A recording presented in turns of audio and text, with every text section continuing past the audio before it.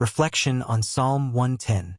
Psalm 110 is one of the most messianic psalms in the Bible, frequently quoted in the New Testament in reference to Jesus Christ. Written by David, it presents a prophetic vision of the eternal reign of the Messiah and his divine authority. Verse 1.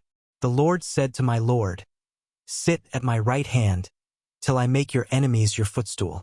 In this first verse, we see a conversation between God, the Lord, and my Lord, a direct reference to the Messiah. This shows the exaltation of Christ at the right hand of God, a place of honor, authority, and power. This image is fulfilled after Jesus' resurrection, when he ascends to heaven. The verse also reveals that all power and opposition will be placed under Christ's feet. He reigns sovereignly. Verses 2-3. The Lord shall send the rod of your strength out of Zion.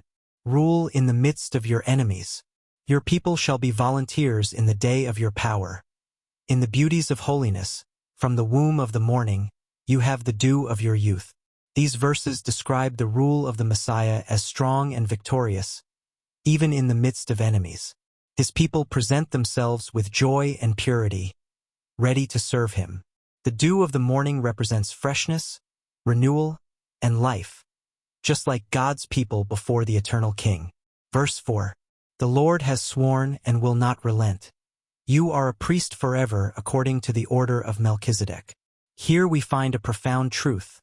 The Messiah is not only king but also an eternal priest, not according to the lineage of Aaron, but of Melchizedek, a higher priestly order without beginning or end. This points directly to Jesus, who intercedes for us before God and is our perfect mediator. Verses 5-7. The Lord is at your right hand. He shall execute kings in the day of his wrath. He shall judge among the nations. He shall fill the places with dead bodies. He shall execute the heads of many countries. He shall drink of the brook by the wayside. Therefore he shall lift up the head. These verses speak of the final judgment and the ultimate victory of Christ. He will judge the nations with justice.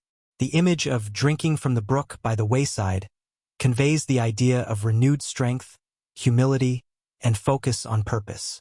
Christ, though king and judge, remains humble and resolute. Application for life. Psalm 110 invites us to acknowledge the lordship of Jesus Christ as victorious king, eternal priest, and righteous judge. He reigns with power, but also intercedes with love. His rule is one of justice and mercy. As his followers, we are called to live with faith and reverence, knowing that we are part of an eternal kingdom. We are invited to serve him willingly, with joy and holiness.